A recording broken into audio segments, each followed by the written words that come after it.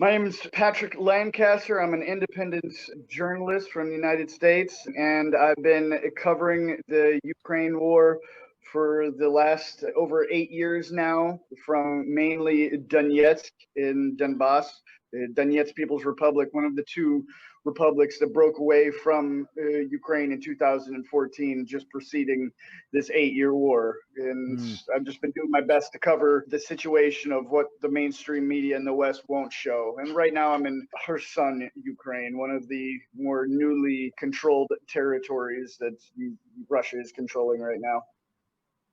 So for our viewers that are joining us, we are recording this on June the 8th, 2022. Our guest is in probably a very turbulent zone in Ukraine, and we'll get into that.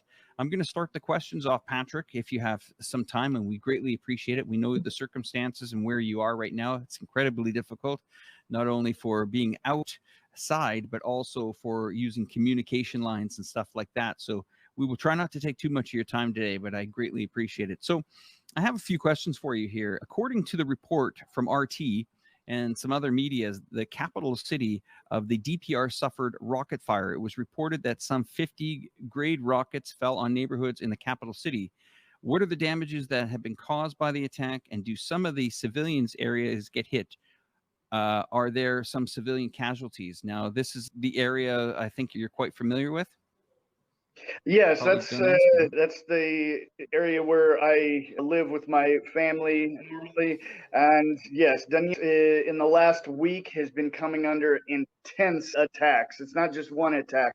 This is daily, morning and evening rockets, mortar, artillery attack. And there's been civilians dying every day in Donetsk. There's been several schools hit in Donetsk. There's been markets destroyed by these attacks. And these are attacks that are being perpetrated by the Ukrainian military on these civilian areas. In these cases, they're not just aiming at military targets. These are attacks hitting the very center of the city over and over again. And we've seen this going on and on the last 8 years. Of course, there's times when it's less intense, but in the last 3 months, this has been happening more and more frequently, even back to the beginning of March when there was the Tochka U cruise missile attack on the center of Donetsk, where I was there just 5 minutes after the cluster bombs came down from the cruise missile and killed 26 people and injured over 50. And now this week, there's been many killed and many injured civilians. And this is just something that keeps continuing coming from the Ukrainian side. Now, I'm on the ground here on this side of the contact line. As many people understand, and some don't understand, it's not so much possible for a journalist who spends a lot of time on one side of the contact line reporting to really go to both sides of the contact line. If I was to go to the Ukrainian side, it would not be a good situation. In fact, they wouldn't let me report from that side and even possibly force arrest. And so this is a fact of I'm here on this side of the contact line reporting what's happening here.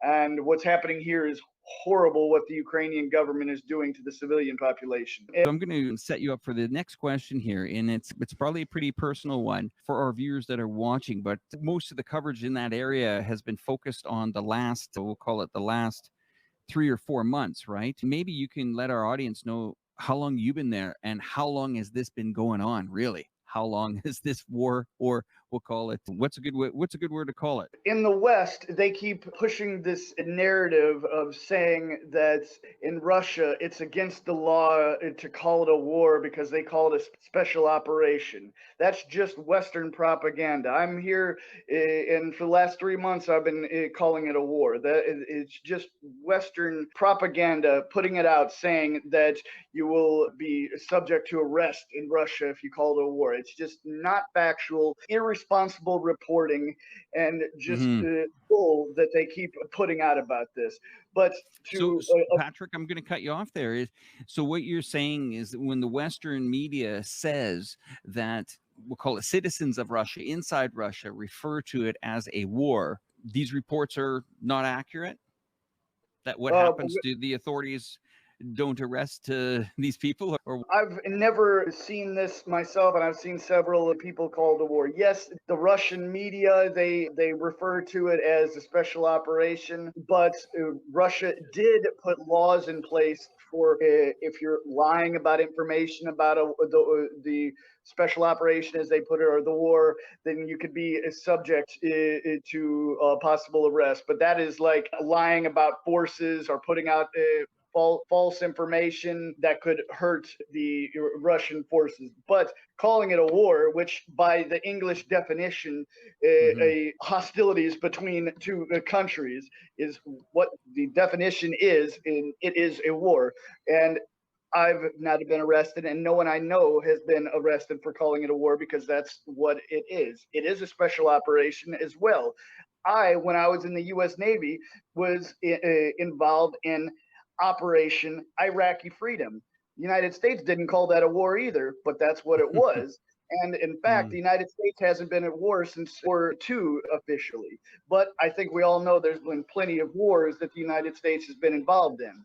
So just because a country calls something an operation, it is that operation, but it's also a war. So it's just something that's been bugging me this last few months. Right. That the West just keeps nailing on that narrative. And for our audience, again, I've known you for a while. I visited you in some conflict zones, as well as we met up recently before the world pandemic happened, in what potentially could play an important role coming up here in this operation. We visited each other in a country called Moldova, which is under the microscope, of course, now of the European Union, wondering, is this situation with one of its breakaway zones called Transnistria, if that zone needs to be looked at closer? And shouldn't history repeat itself, Patrick, that it's funny, a few years ago, you and I've been to that zone, inside that zone, that breakaway country, they'll call it. They've declared independence from Moldova. That has never been resolved. And the European Union knew that was an issue. They even tried to, when you and I visited that zone, they actually were requesting at that time to remove the Russian, we'll call them peacekeepers, that were keeping that region from getting into a bigger conflict. And of course, the people did die, and Moldova never did get that territory back. Now, why is that territory so important? I'm just going to tell the viewers tonight, is because that strip of land did at one time hold quite a large amount of munitions from the Russian army, as well as it's a sliver of land along the Dniester River. But what's very important about it, and very key about this part, is that it borders Moldova and the Ukraine, and it's right in the middle there. The people speak Russian.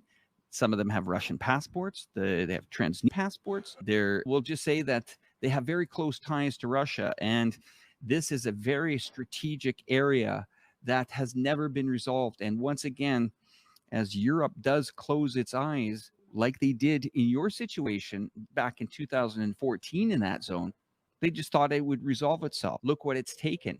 And that gears me up for my next question here. According to a lot of media reports, northern Donetsk now is totally under Russian control after the Ukraine army withdrawal. How is the situation there now? And some media report that the local people complain that there's no water in the city. Some locals worried that there was no one is dealing with the people that have died, and which might cause some very serious issues in regarding like safety, and not only safety, but when you're having bodies that are decomposing, lots of virus and bacteria go around in that area.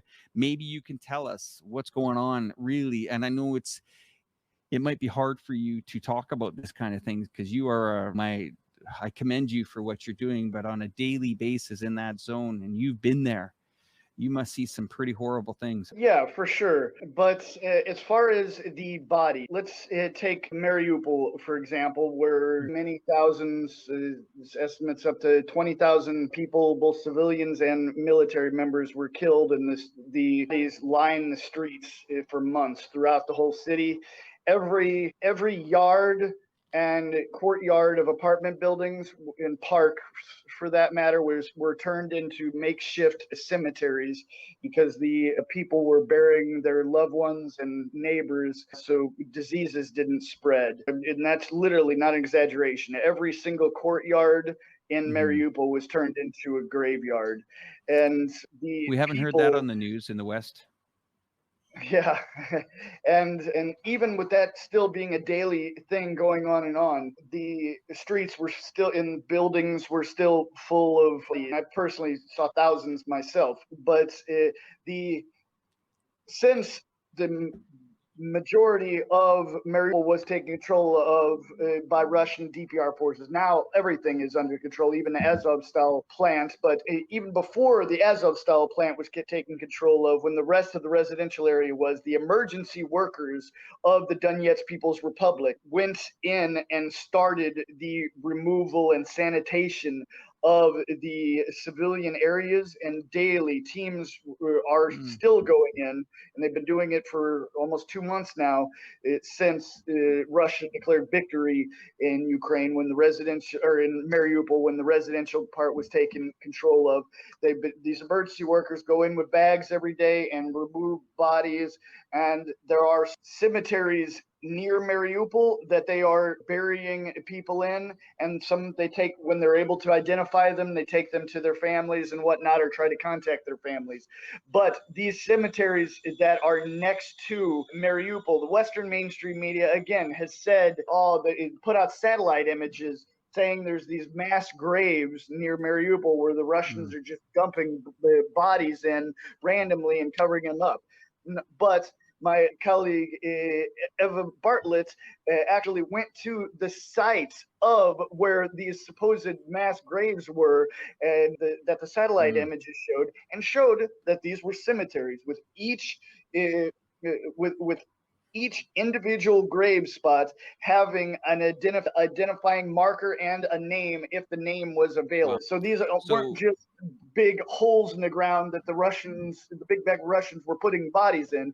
These were respectable grave sites that they were doing their most to identify as much as they can. And if they can't, they were still putting a marker with the information where these bodies were found. So possibly later family members and loved ones could come and identify the grave site of their loved ones. So we could just say that the Western propaganda machine is moving in using the same playbook that they've used time and time again. I'm going to circle to another. Sure, please do, Patrick. Go to the second part, or the first part of the question about the control of the Donetsk People's Republic. Now, the southern part is under control of the Donetsk People's Republic and Russian forces, but there is still a large part of the DPR, or what was before the war the Donetsk region of Ukraine. There's still a large part that is not under control by DPR Russian forces, and that is still an active battle. And we're talking about a large part that starts on the city of Donetsk.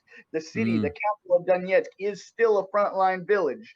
And that's why they're able to come under shelling every day, because the center of the city is just about 7 or 8 kilometers from the front line itself. So it's still an active war zone.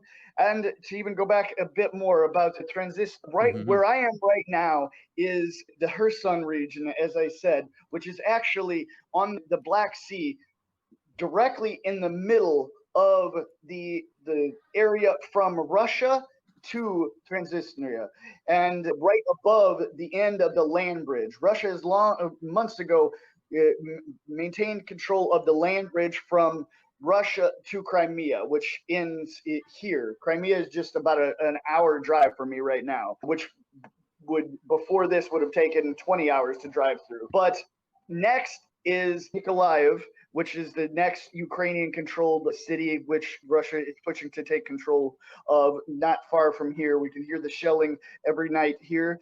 And then after Nikolaev comes Odessa.